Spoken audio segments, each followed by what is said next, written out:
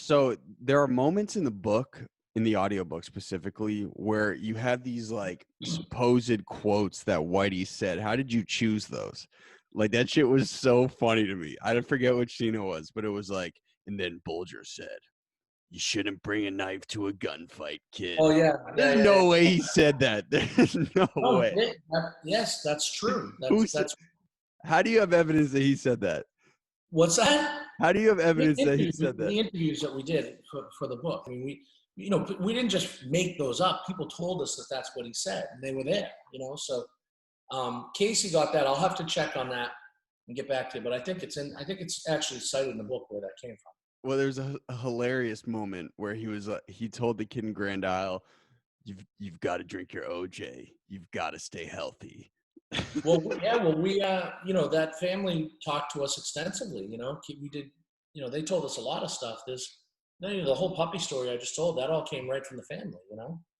Well, it's also funny because that's something my dad would say. OJ is actually why is so unhealthy, and it's all sugar.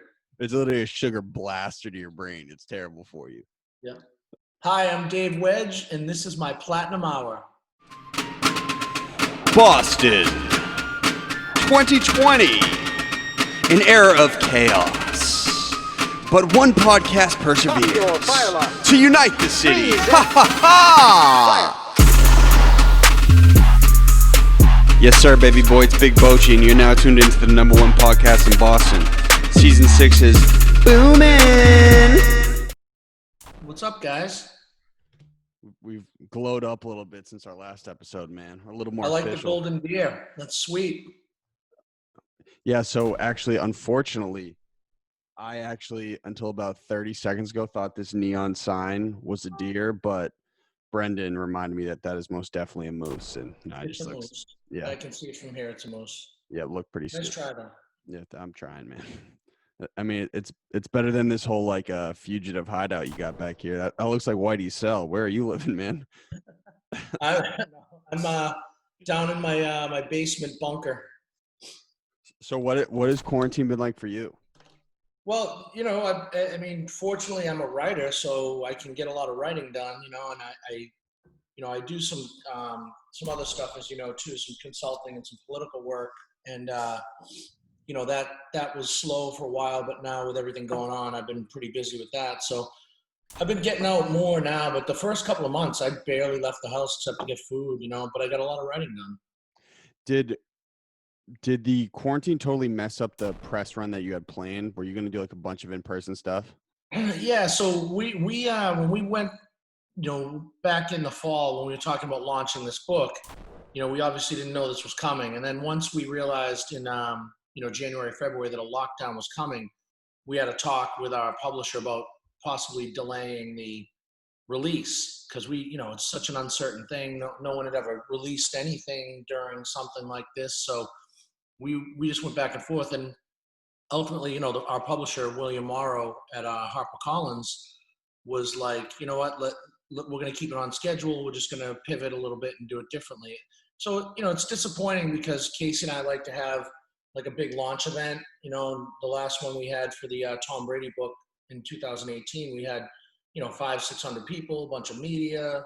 It was amazing, and then, we did one for the Pete Frady's book back in 2017 at Fenway, and like Big Poppy was there and Pete Frady's, obviously, the mayor came. And so we like to do those kind of big things. So it was a bummer that we couldn't have that. We like to celebrate these things with our friends and family and, the people involved, but, just different times, man. So everybody's doing what they got to do. So how'd you celebrate this one? So we did a big launch on like a Zoom launch on NBC 10. And boring. Huh? Boring. Well, that's how we started the launch, and now I'm doing a lot of these things. But we're going to do something when things lift. We're going to do some sort of event, and we do have another book coming out in December, so hopefully things will be good then. We'll have a big event then. Well, how did HarperCollins adjust their promotional strategy? Did they just pour like their marketing budget more into like social and e-commerce? Yeah, exactly. And we've done a ton of press. We've been doing a lot of podcasts like yours, and a lot of traditional media. We did some national stuff. Actually did Jenny McCarthy's show, which was pretty cool, and with Donnie Wahlberg. We did that. That's on Sirius. We did that last week. So a lot of that stuff has been fun, and it's totally different. But people, this quarantine has impacted every business, as you know, including yours. It's changed the way everybody does things, and for us, it's bookstores are closed, and we do. There still are a lot of people, believe it or not, that like to go to bookstores and shop for books and buy them. We sell a good amount. It depends the demographic. I think older people like to hit the bookstore still, but kids my age would rather just hit up the Kindle or hit up Amazon. Yeah, no, absolutely. But for us, especially a book about Whitey Bulger, there is an older demographic that's also interested in that book besides, just regular young true crime fans. And a lot of those people still go to your Barnes and Nobles and all that. And we do in-store signings, and those are always pretty fun. And, we meet a lot of people. So it's kind of a bummer we don't get to do that. And we do a lot of stuff at like libraries too, like public libraries, and people come and do Q&As and stuff. And those are kind of out for now too. Well, or they're on Zoom. Hey, before we move on, can you just give a quick synopsis of who you are and what you do for anyone tuning in? I'm Dave Wedge, and I am an author and a journalist. And I live in Boston, well, just outside of Boston. I live in Milton now, and grew up in Brockton. And I was a reporter at the Boston Herald for 14 years, and I left in 2013 and done a lot of different writing for a lot of different outlets since then. I wrote for Vice for a little while. I did some stuff for Newsweek and Esquire, and this is my fourth book now. Can I tell you one thing I learned from our first episode, which stuck with me, was, and that doesn't happen a lot. Usually after the episode, I'm like, oh my God, I just blacked out. What just happened? But one thing I learned from you is like that as a journalist, like you gotta be a hustler if you want to be a good journalist. Cause you were telling me how like you used to go to that whatever terrible club in the Seaport was, you would show up there to like cover bands, and then the whole Boston bombing, like you didn't sleep for like 72 hours. So I always thought that was fire. I got respect for you, dude. No, I appreciate that, man. I mean, I work hard, and I respect your hustle, and I see what you're doing, and I respect the hell out of it, and I was the same way when I was younger and your age. I used to, we didn't have podcasts and the internet, but I was out there hustling, on the streets and meeting people. And, I hate sounding like an old guy, but like, back then being a reporter, it was very different than now. Like, we had to get out and go meet people and dig through actual physical records at different government buildings and courthouses and police stations. And it was just a different game altogether. But I learned how to research that way. And that's what made me into who I am, And also it's something I've been learning too with the whole research squad, that journalists just desperately want to get out like a good story. That's something that's like never really enticed me, but I learned that from you too. Like you just want to tell the truth for people who want access to the right information.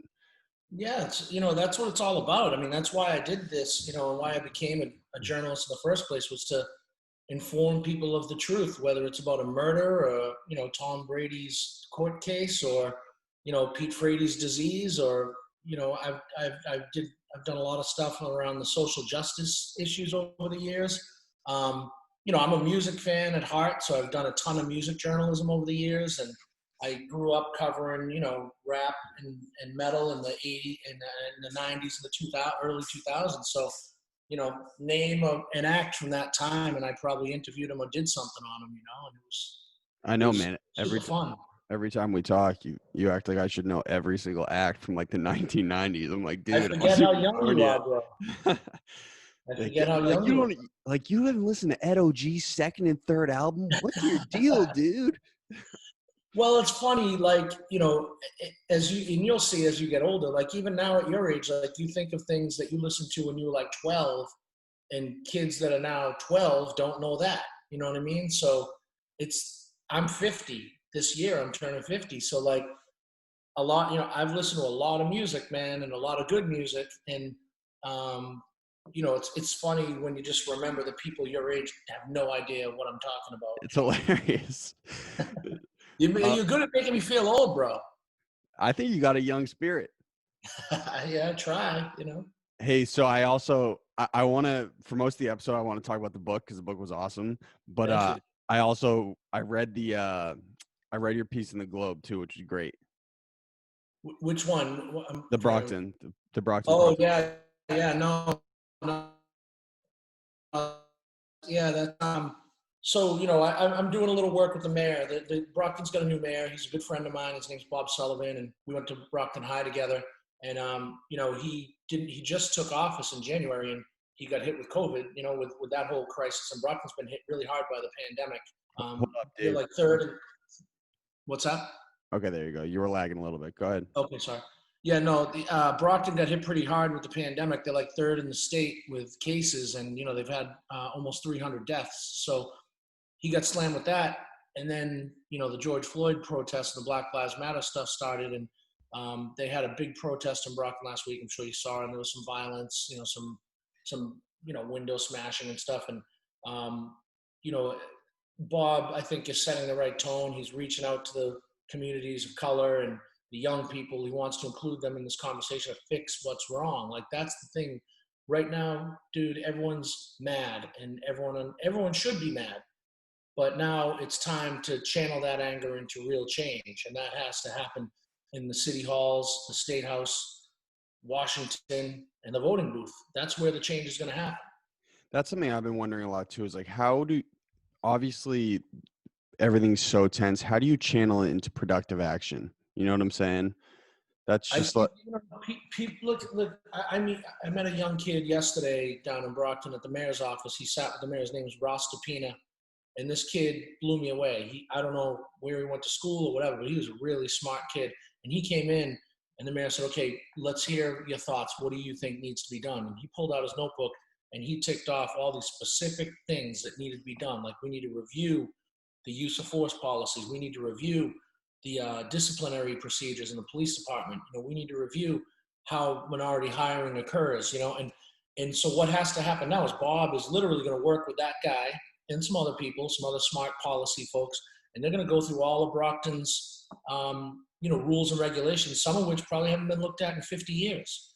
And it's time to look at those now and update them and make it so that everything is more equitable. Like, smashing a Dunkin' Donuts window is just an expression of anger, and I get it, but that already happened and it's over. So, like, now let's take that next step and let's be that change. Let's do it together, because white people can't understand what Black people have been through, especially in the inner city.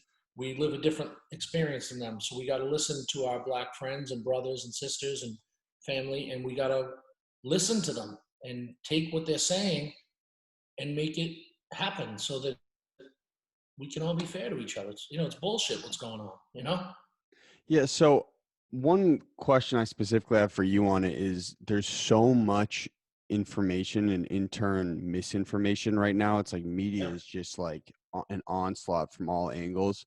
What do you think the best way to gather your information would be right now in the most honest way? It's like, where would you go? Who would you talk to? I mean, unfortunately now, I'm a journalism pro. I've been doing this for 30 years, so I know where the good information is and where the bullshit is. Unfortunately, there's a lot of people on the internet that are real good at making bullshit look like truth. And you just have to be a smart news consumer, and you have to educate yourself. My advice is you start with the mainstream institutions, not MSNBC, not Fox News, but places like, the LA Times, the New York Times, although they've been a little sketchy lately. But I think, you get a lot of truth from your local newspaper. You'll at least find out what happened. The thing that's going on with the local newspapers is, like, they are so short-staffed, they don't have enough time or resources to write a bunch of bullshit. They're just trying to get out the facts as quick as they can. And they make mistakes, but you'll usually get the facts. So you just got to read everything and check it. And, I would stay away from the real extreme, on both sides.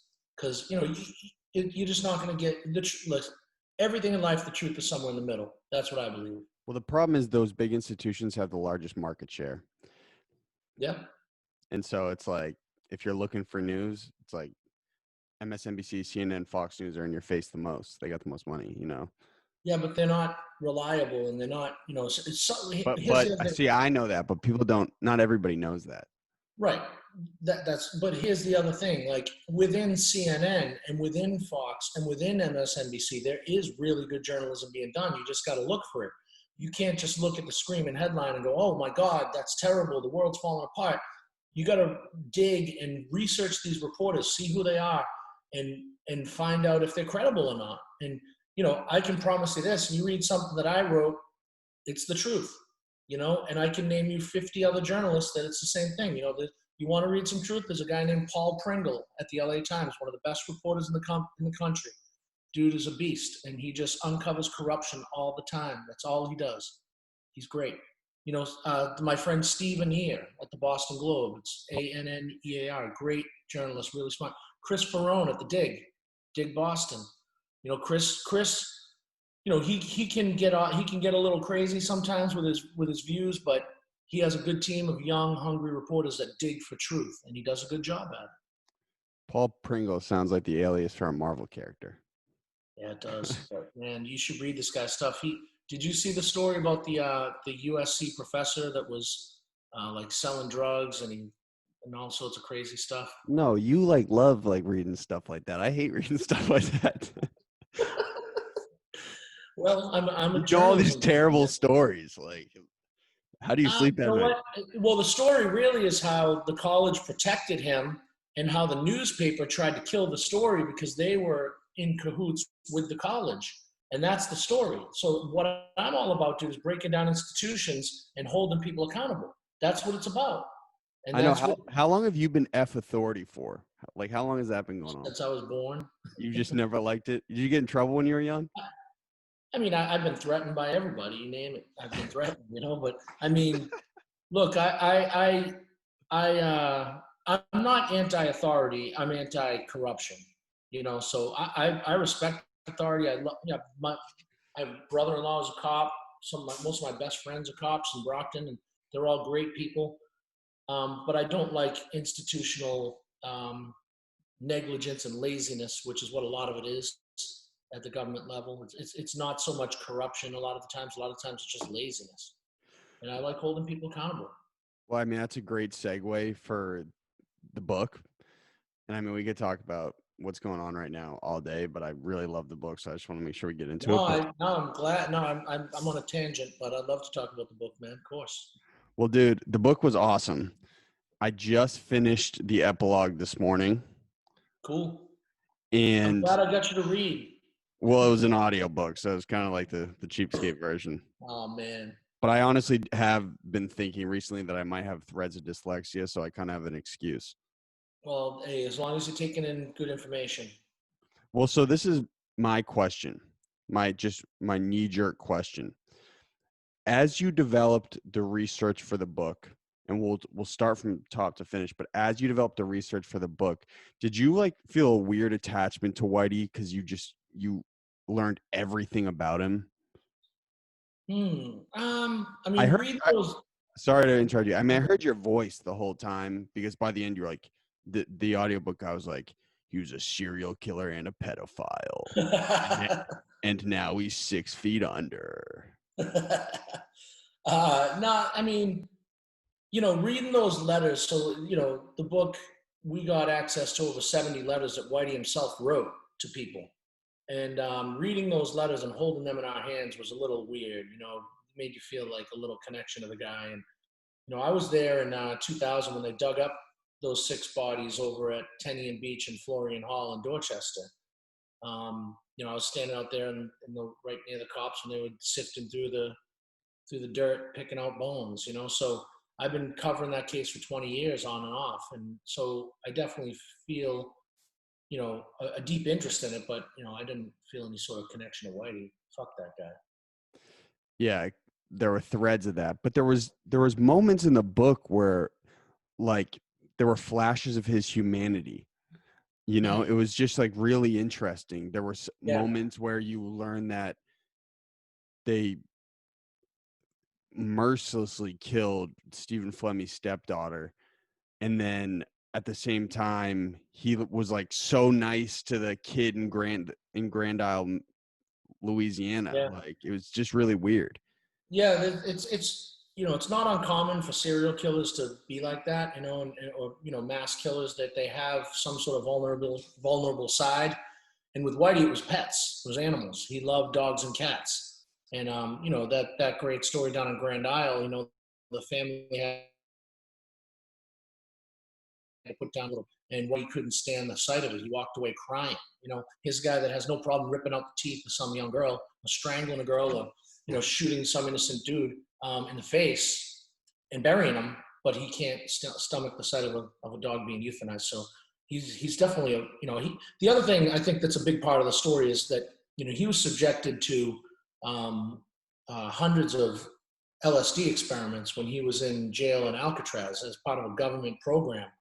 And it seems like science fiction, but that really happened. It was a famous CIA program. They were trying to find a truth serum, and they were using LSD on prisoners to figure out what it would do. And Whitey took part in those to get time off for good behavior. And that doesn't excuse his behavior, but it was part of who he was. It really, that would mess up anybody. Yeah, see, I'm gonna kick it to Brendan real quick, because that was one of the points you want to talk about was the MKUltra experience. But the MKUltra, it was also exhibited on the guy who wrote, was it Catcher in the Rye or One Flew Over the Cuckoo's Nest, and also Charles Manson, correct? Same program. You know what? You'd know better than me on that, to be honest with you. I'm not sure. Sounds right. B, you want to just kind of chime in here? Yeah, well, there is an interesting history of it with Ken Kesey, author of One Flew Over the Cuckoo's Nest, and there's also a very recent book on Charles Manson. In the past, there's been conspiracy theory, but there's some evidence that Manson was actually using the same MKUltra mind experiments to influence the Manson family and actually commit murders, which I find interesting because that's kind of a throughway to Whitey. And like you said, he was kind of bad. He was a really violent kid, but there could have been some influence from MKUltra. I was wondering how much you think the influence is. I think that, if you were able to study Whitey Bulger's brain after he was murdered, I think you would have found some serious damage, like possibly even like CTE sort of stuff. He took a lot of beatings over the years from police officers, and just in fights, things like that. He had these LSD experiments. People that we interviewed for the book, his family, his brother told us that had a profound impact on him. But, he had made the decision to be a criminal long before any government agency gave him LSD in prison. He was already in jail for bank robberies. He had already committed armed robberies, assaults. He was already a gangster. So I think it just made him worse. It's almost like, it made him like super gangster is what I think, See, what's interesting too is before I had read this book, I had always had the common perception of Whitey as just like the elusive gangster who ran the Irish mob. And like you guys did a real deep job. Like, no, this dude and Flemmy were some psychos. Yeah, they really were, and they were, I think one thing that we talk about in the book is, we don't go too much into all the old murders, but there was a series of murders, and I can't remember all the names right now, but they were trying to kill one guy. I think it was Paulie McGonigal was his name, and they killed his brother by accident. Then they killed like two other dudes that they thought was him. They happened to be criminals too, so everyone was like, "Oh, they got killed in the Mob Wars," but they killed three dudes before they got to the dude that they really wanted to kill. And so that's psycho. Like, they're psychos. Yeah, I mean, I shouldn't even laugh. It's just sick. But how about that part where you said, I forget, I think it was the boxer they buried underneath the Neponset Bridge, and then he bought property and like would go out and look at the grave. Yeah, so there was a boxer named Tommy King that his crime was he once beat Whitey up in a bar. So Whitey he didn't own it, but he made it his. There was a bar called Triple O's in Southie, right by the Broadway T station, which is now, I think it's Warden Hall is the name of the place. And Bulger used to hang out there, and Tommy King beat up Whitey one night outside Triple O's. So Bulger and his crew killed the guy. They bury him in the Tenian Beach over underneath the Red Line tracks over on the Quincy-Dorchester line, and the marshes over there by the Neponset River. And they used to drive by on the highway, and Whitey would say, "Tip your hat to Tommy," whenever they would drive by. So the other one that they did was Paulie McGonigal was buried over there too. And whenever it was high tide and they would drive by, he'd say, "Drink up, Paulie." you're smiling, which is throwing me off. Huh? This stuff kind of like it excites you a little bit. Dude, he's a sick old bastard, man. I mean, it's gangster stuff. It's like, why do you like Goodfellas? Like, what do you like about Goodfellas? Well, I like The Sopranos before Goodfellas. Okay, what do you like about The Sopranos? Well, see, actually, what really this morning, Whitey's killer. His last name was Fries. What's that? What was the name? Gius, Freddie Gius. Gius. Yeah. His character really reminded me of Tony Soprano because the whole playing with the daughter. Yeah. Yeah, so to my point, what I love about Goodfellas, and I think why most people like it, and why it's such a great movie, is because Joe Pesci is funny as hell, even when he's being a total psycho. You know, like he stabs Maury in the back of the head with the ice pick and says, "Oh man, I didn't think he'd ever shut the fuck up." Like, that's funny shit. It's sick, but it's funny, you know? And it's, you know, so that kind of humor, you know, that gallows humor kind of permeates these type of psychopaths. It's disturbing, but at the same time, you know, I guess it makes us not think about the reality of killing as much. It makes us focus more on, all right, this guy's just nuts, rather than being sad about a murder. Yeah, I hear you. So you started reporting in Boston in the early 90s? Well, I started the paper in Taunton in 1993, I think, and then I went to the paper in Attleboro for a couple of years, and I went to the Herald in '99. So we just had Red Shea on the podcast, and it was really interesting hearing the shout out for him in the book, which is really, really interesting. But when did the way you write about it, it was like Southie was a total circus. When did that stop? I would say around the time that Whitey left, you know, and it wasn't just because Whitey left. I just think that the city was evolving at that point, and Southie was turning into what it is now. It's starting to gentrify. And, you know, a lot of those old Southie families from the 30s, 40s, and 50s were getting older, and they were all moving out. You know, a lot of them moved out after the busing crisis in the 70s. They started moving out. But the ones that couldn't afford to move out started moving out in the 90s. And, you know, it was kind of like a mass exodus of blue-collar people out of Southie in the 90s and 2000s. And now, you look at it now, it's almost unrecognizable. It's like, you know, it looks like a glass city over there now. Okay, so just peeling it back a little bit. So how do you collaborate on a book with Casey? How does that work? Well, we've done 4 books together now, actually 5. And, you know, so we're pretty good at it. We just kind of divide up the work, you know. So for this one, Casey took on writing the first half of the book, and I wrote the second half. But we also add to each other's sections, and then we edit each other, and then we both give it a read through and you know, that sort of thing. So, but, you know, we just kind of divide up the work and do our research. And, you know, sometimes I'll be interviewing someone and something will be better for his section than mine, and I'll just pass it along to him, and we just put it all together like a puzzle. And so when we were on the phone, you're like, "Hey, I didn't really want to write this book at first. Like, I didn't want to do it." Can you kind of speak to that? Yeah, I mean, you know, like I said, I had covered the Whitey Bulger case off and on over the years, and, you know, I'm not like a Whitey expert. You know, I guess I am now, but I wasn't before. I knew a lot about it, but there was a lot of other reporters that knew way more about the case and the whole corruption angle with the FBI than I did, because they covered it much more intensely. There's reporters in the city that's all they did for, you know, 20 years was only investigate the corruption in the Boston FBI office and Whitey Bulger. I didn't do that. But so because of that, I was like, all right, this story's been told. Everybody knows a lot about it, and blah, blah, blah. So I never thought about writing a Whitey Bulger book. I wasn't really that interested in it. But then when he got murdered, I was like, all right, now here's a way for us to get into the story with some new stuff, because no one knows the whole story about how he got murdered yet. So we can kind of write the final chapter in this twisted saga of this crazy crime boss. Now, how did you get access to those interviews with Billy Bulger and then Freeze's daughter? Am I saying his name right? Freeze? Freddie Gius. Gius. Gius. So with Billy Bulger, I was a political reporter, so he I covered him a little bit over the years in the early 2000s when he was president of UMass.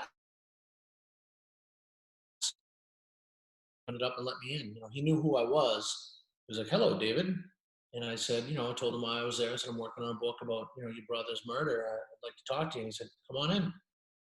Brought me in, sat at the kitchen table, and you were like, "Let's go." Yeah, I recorded. I sat in his kitchen for 2 hours with him and his wife, and he just kind of spilled his guts. He wouldn't talk a lot about, he's guarded. He's he's a politician. So he was evasive about what he knew about his brother's life on the run and that sort of stuff. But he talked a lot to me about, why he thinks his brother was the way he was. And then with Freddie Gius, his daughter Taylor, amazing young lady. She's really smart. She's talented. She actually writes, and she reached out to us when the news came out that we were writing the book. She reached out to us and asked if she could help us. So just built a relationship with her, and she was very crucial to helping us with everything in the book. See, what's so interesting, it was a really great point in the book. I would be so exhausted if I was the Bulger family while all this is going on. Like, it just seems like something's hanging over your head for so long. But then they also celebrated his life when he passed away, which was just so interesting. Yeah, look, at the end of the day, Billy Bulger told me, he said, "Look, I loved my brother." He said, I hated the things that he did, but I didn't know that side of him. He wasn't there when Whitey killed anybody. Whitey didn't talk to him about that stuff. He just knew that his brother was into some bad shit, and he tried to stay away from that side of his life, but he did love him. And, we interviewed his girlfriend, Catherine Gregg, the girl that he was on the run with for 16 years. I spent some time with her sister. She has a twin sister named Margaret McCusker, and she lives over in Southie as well. And, she said the same thing, my sister loved Jim. They call him Jim, Jim Bulger. So my sister loved him. I never saw that side of him. He was a good guy. He treated my sister well. So, they did care about the guy. And again, it's not unlike The Sopranos. That family loved Tony, but they didn't know what he really did. They didn't know who he was, Is Catherine Gregg out, or she's due to be out this year? She's out. She's living down in Hingham. She actually lives with one of Whitey's nephews in Hingham. No, that would be a fire podcast. Well, we tried like hell to get her, and she didn't want to talk. I think she's like the definition of ride or die. She will never tell her story. I don't think she'll ever tell her story. Yeah, you guys did a great job with that in the book. It was just totally blinded by love. I wish I knew what that was like, man. Yeah, she was, she just was committed to him, and she just rode along with him for that whole 16 years. And at the end, she was really crucial to keeping him healthy. She would go get his medication, make sure he ate. He was an old man at that point. She took care of him. But it's a crazy story. Oh, it's nuts. And he was pissed about the dog. Oh no, excuse me, not the dog, the cat that she was feeding. Yeah, he was. Yeah, she would go and feed a cat, and he was always mad about that because he thought she was getting too friendly with the neighbors. And ultimately, she was. And that ended up. He was right about that, by the way, because that ended up playing into how he got caught. So there are so many just ups and downs in the story, and so I totally implore anybody who's listening to this or tunes into this to go get it. But can you speak to just a couple of these moments? One, the Haunty. That shit was absolutely terrifying. Cannot believe that was real. So I have there's a picture in the book of the Haunty. The Haunty was a house in South Boston that was owned by there's a gangster named Pat Nee that was an associate of Whitey Bulger.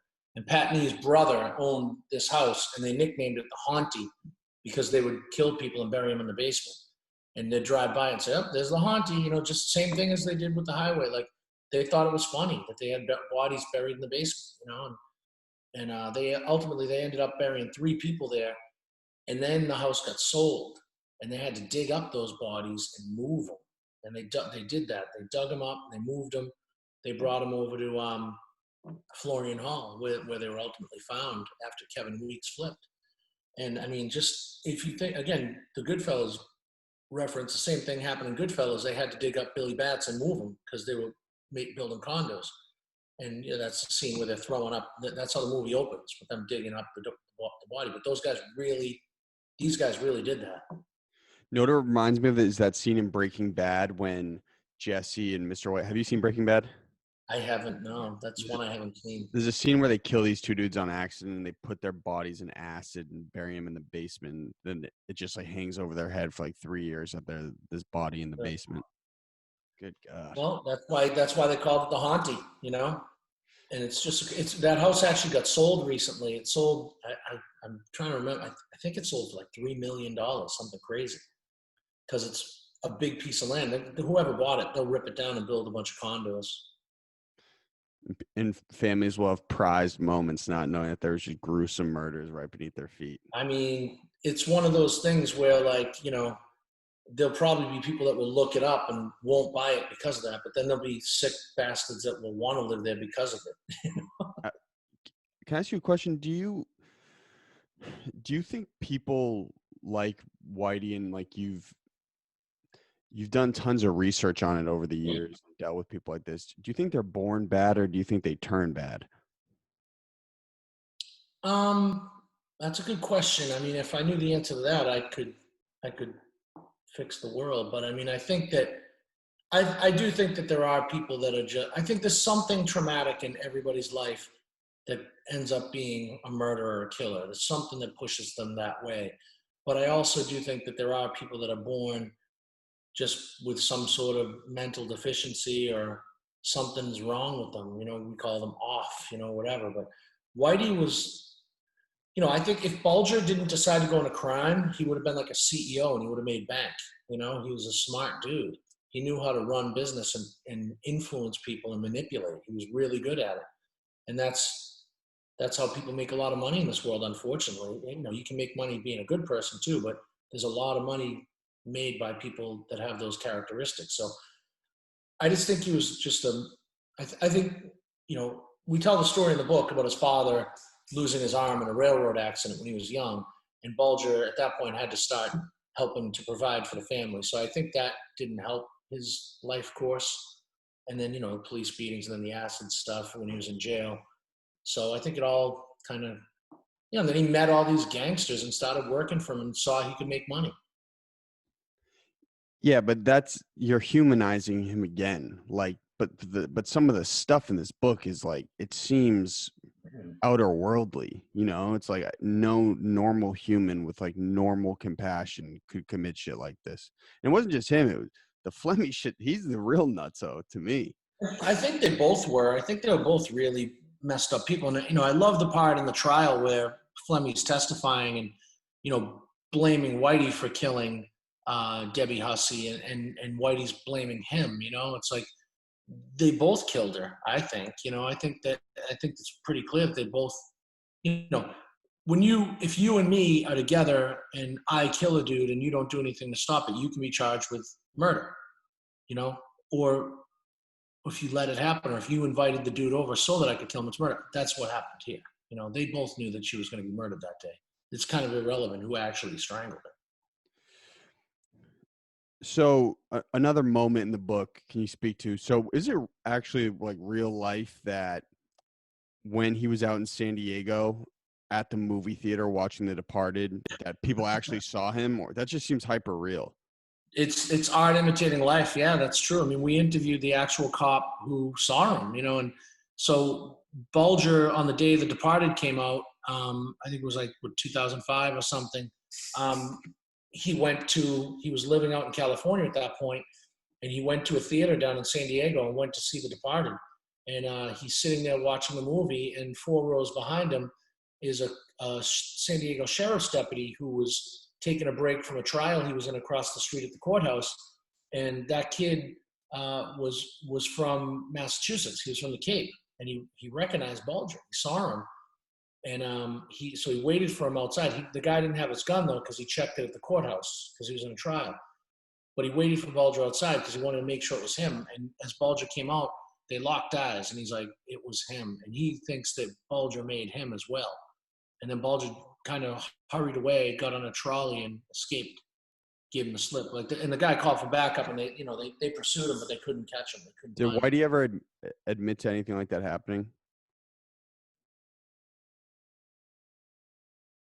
I have to. I think in one of the letters he makes reference to The Departed. He doesn't talk specifically about that San Diego situation, but he definitely in those letters makes reference to. He talks about Brad. He talks about Black Mass and Brad. What's his name? Not Brad Johnny Pitt, Depp. Johnny Depp. Yep. And he, he was very conscious of the entertainment angle of his life story. He was into it. He talks about it a lot.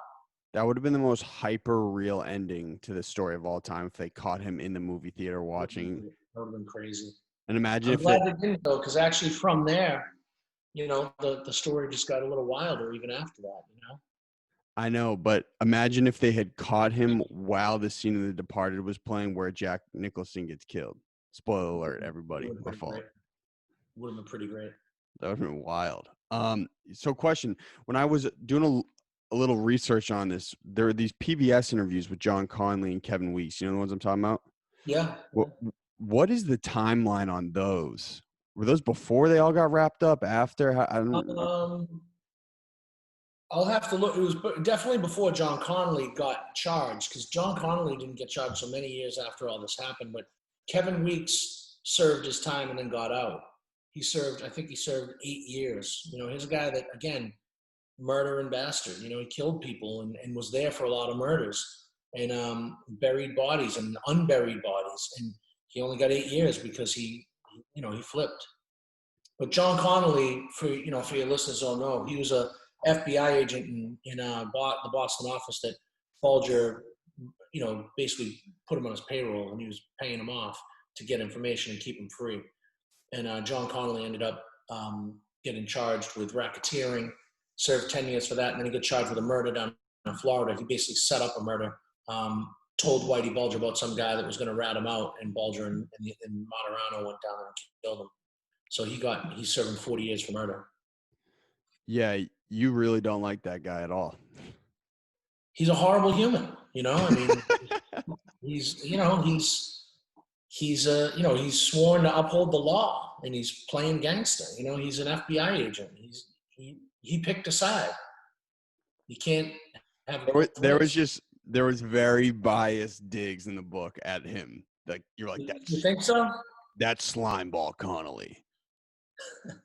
He's a pretty bad guy, man. I frankly, he's as bad as Whitey to me. Can I ask you? Not worse in some ways. So there are moments in the book, in the audiobook specifically, where you have these like supposed quotes that Whitey said. How did you choose those? Like that shit was so funny to me. I don't forget which scene it was, but it was like, and then Bulger said, "You shouldn't bring a knife to a gunfight, kid." Oh yeah. There's no way he said that. There's no way. Yes, that's true. That's. How do you have evidence that he said that? What's that? How do you have evidence that he said that? The interviews that we did for the book. I mean, we didn't just make those up. People told us that that's what he said, and they were there. So Casey got that. I'll have to check on that and get back to you. But I think it's actually cited in the book where that came from. Well, there's a hilarious moment where he told the kid in Grand Isle, "You've got to drink your OJ. You've got to stay healthy." Well, we that family talked to us extensively. We did. They told us a lot of stuff. There's the whole puppy story I just told. That all came right from the family. Well, it's also funny because that's something my dad would say. OJ is actually is so unhealthy, and it's all sugar. It's literally a sugar blaster to your brain. It's terrible for you. Yeah. Okay. Yeah. One interesting thread about Whitey in the book, which I thought was so weird, was how frequently his discipline was referred to. And Connolly talked about it in his interview too, like him being super disciplined. Mm-hmm. And it was really weird to me to think of someone who like ruthlessly kills people as disciplined. Well, I mean, I think that, the best organized crime bosses are very disciplined. They have their rules and they stick to them. That's how they keep order in their organization. And, Bulger was disciplined in his own life. He was He had fit, his, right? what's that? He was wicked fit, right? Yeah, he did push-ups all the time. And, if you look at the old pictures in the hard copy of the book, he was pretty jacked. There's pictures of him like wearing tight t-shirts, like looks like a mobster. The surveillance photos of him, but he was pretty jacked. Um, and he just, he had his routines and he stuck to them, and that's not uncommon for like organized crime people. What about you, Davey Buckets? You been hitting the quarantine workouts? Trying, man, a little bit, not too much.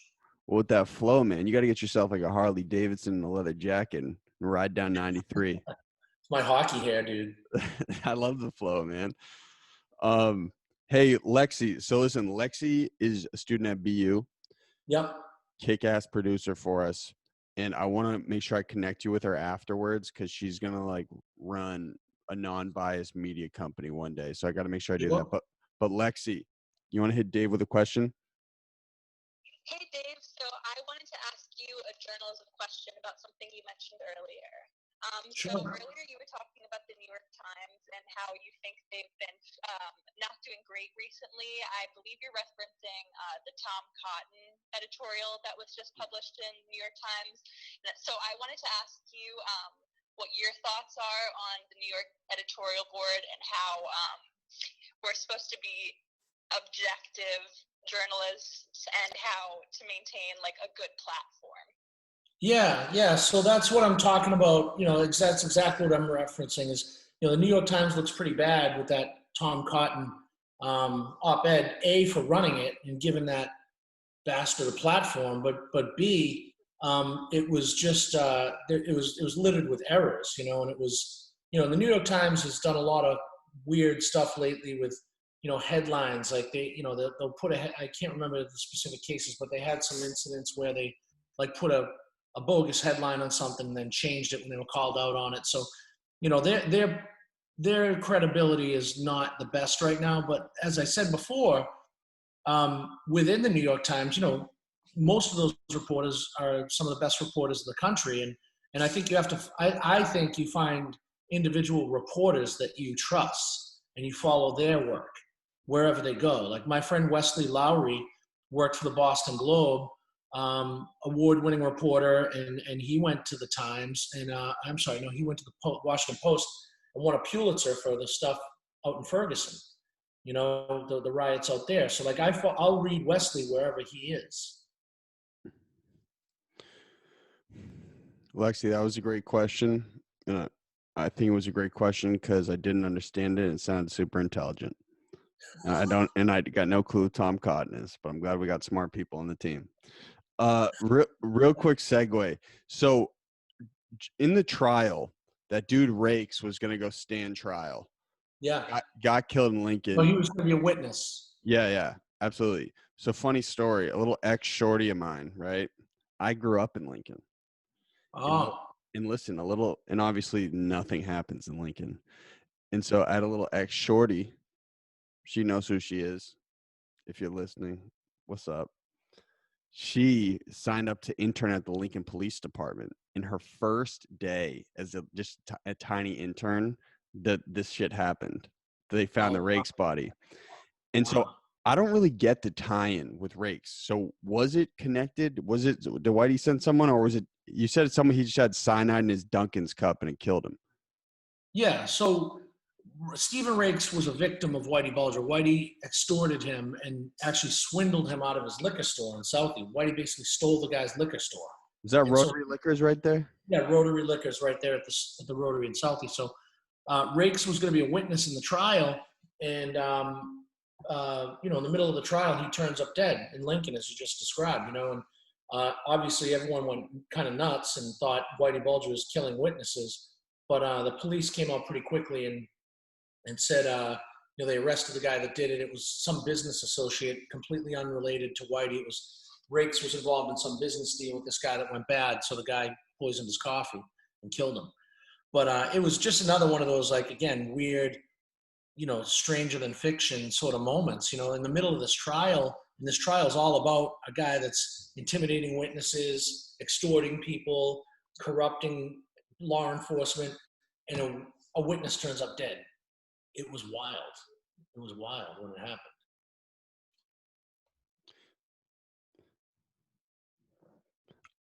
Sorry, someone just FaceTimed me. That was unprofessional. You need to take it? I know. I was choosing which one. I was like, Dave or this other guy. I don't know. What should I do? So one final question, or I got two final questions. Sure. There were, based on all the positive interactions that Whitey had over the course of the book, the people he was good to, was there a and this is Lexi, you helped me with this question, but was there a common thread between them? Were they low intelligence? Like, was he, because Red Shea in the podcast, they're like, yeah, like Whitey just knew how to use people really well. Connolly says it too, like he's a user of people. I think Moderaco or whatever the FBI agent. Moderaco, yeah. Were they all like? Yeah, no, I think that's true. I think that he identified people in his life that he could corrupt, and he was a master manipulator. You know, Catherine Gregg's one of them. He knew that she was madly in love with him and would do whatever he said. So he took her on the run with him because he needed someone like that that would obey his every command and take care of him and give him cover. So, you know, John Connolly, I think, falls into that category, where John Connolly was, you know, just someone that Bulger targeted for corruption. You know, John Connolly looked up to Whitey and Billy Bulger. You know, he grew up in the same neighborhood and just looked up to them both. And when Whitey became, you know, the crime boss, Billy actually told John Connolly, hey, watch out for my brother, you know, and you know, so I think Whitey knew at that point that John Connolly was someone that he could corrupt. So he was great at finding those people. What's the book you're dropping in December? So we wrote a book with the author James Patterson. Oh, Davey, that's a glow up. That's a big deal. Let's go. Yeah, no, it's a pretty big deal. It was exciting. It was a good time. It's this year is the 40th anniversary of the murder of John Lennon, and we wrote a true crime book about John Lennon's murder. It's really about John Lennon's life and his murder. Wow. So, and we wrote that with James Patterson. Yeah, that comes out in December. So the anniversary of John Lennon's death, the 40th anniversary, is December 8th. The book comes out on December 7th. So Davey, it's pretty exciting. You're going up, man. Your career is booming. That's crazy. Well, it was a fun one, man, and it's definitely a big book for us, and you know it's going to be a pretty big book, and we are working on some TV stuff on that too. We're trying to get that and the Whitey book. You know, we're trying to get them both in the limited series. Well, dude, can you do the Aaron Hernandez story and make the film about that? I'm done with that, dude. No way. Why? It's just too dark, man. It's even too dark for me. No, that's not possible. There's a reason I call you young Stephen King. You know, I was involved in that. I think you know. I mean, I was involved in that coverage at the Herald, and I was working on a project actually where I was. So, did you see the project that came out on Reels where the kid went on camera? Aaron Hernandez's jailhouse boyfriend. I didn't. I saw the documentary on Netflix. Yeah, so there's another one that was on Reels, the Reels network, and Aaron's prison boyfriend comes out and tells it all. So I was involved in that project, but I got out of it because I just didn't like the way it was going. And you know, it's a long story for another podcast, but that came out. So after that experience, I'm done with the Aaron Hernandez story. It's just too messed up, man. It's gonna be a kick-ass movie, though. I don't think. Yeah, you think they're gonna make a movie out of that? Absolutely. Yeah, we'll see. I don't know, man. He was a really messed up dude, though. That was wild. I bet if anyone's gonna do the Boston story, it's you. There's so many Boston times in this book. It was crazy. I interviewed Odin Lloyd's I think it was his brother or his cousin, Odin Lloyd's cousin, and he was on that football team with him, and he was a real nice kid.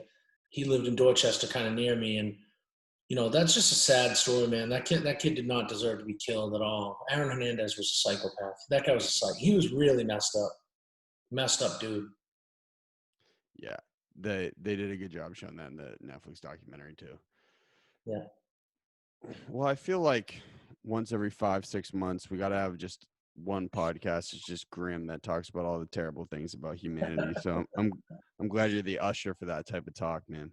You know, when I was at the Herald once, my nickname in the newsroom became the Grim Reaper because I had one week I covered 17 funerals in 1 week.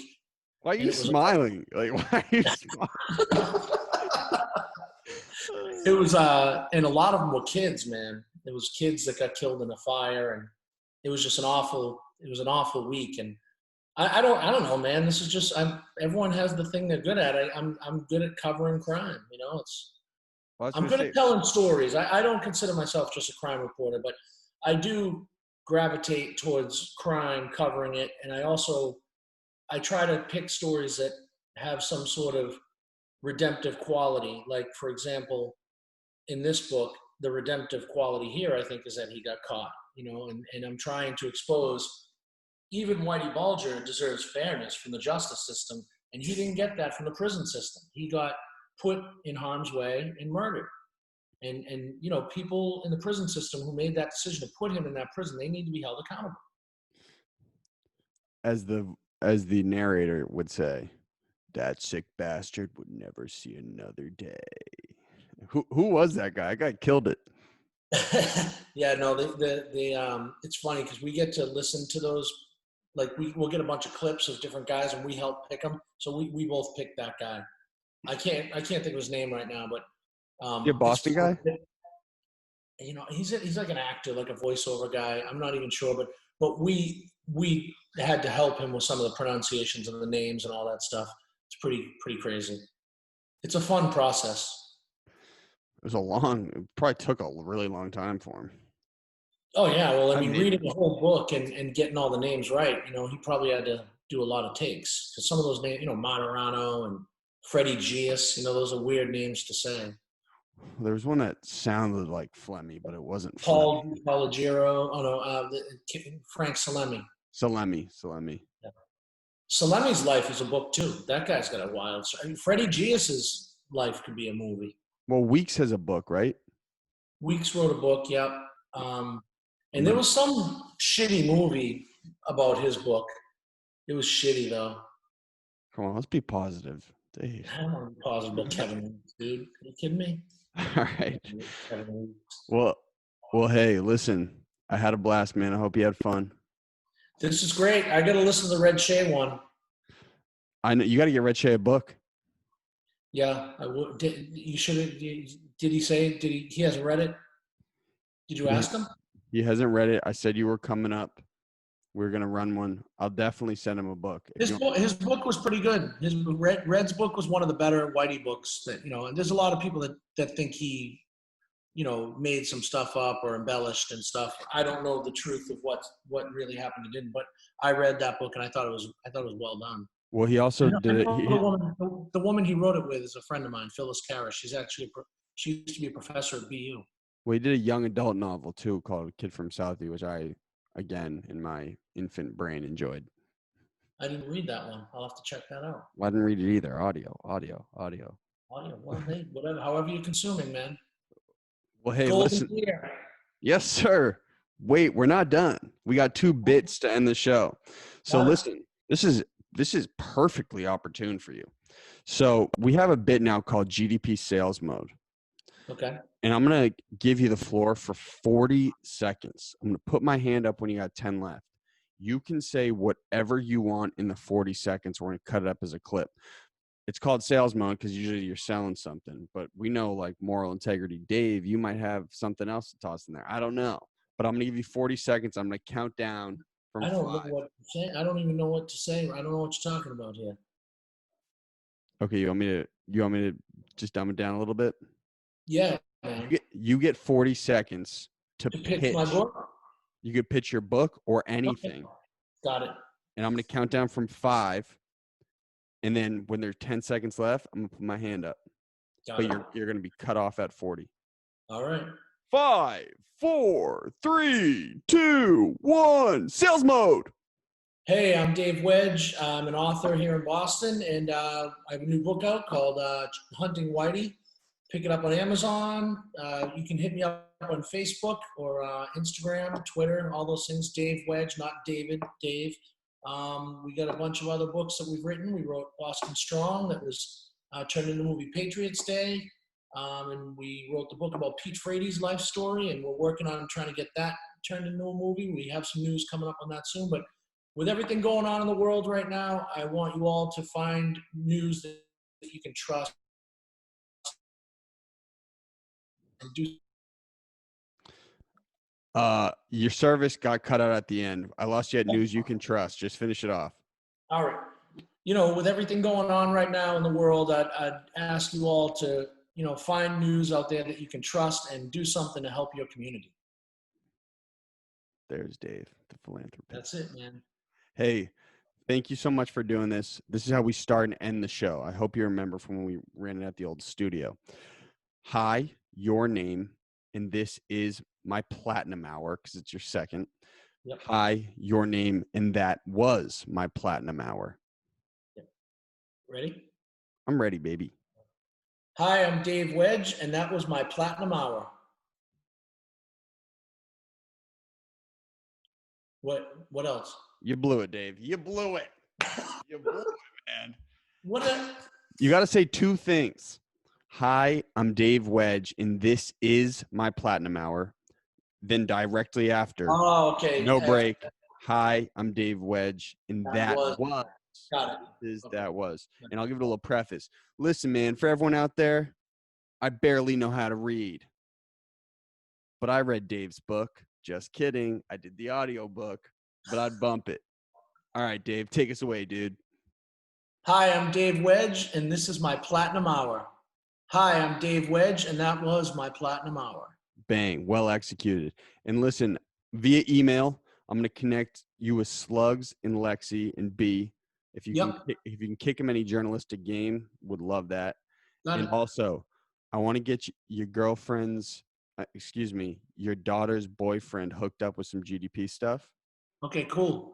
Awesome. Him, and I'm going to get you hooked up with a shirt. Just shoot me your address, sizes, favorite colors, and I got you. Oh, that's nice, man. Thank you. His name's Austin. He follows you. He's a good dude. Good. Hey, thank you, man. I appreciate it. Did you have fun? It was great, dude. I love your show, man. You do a good job. Freeze and fire.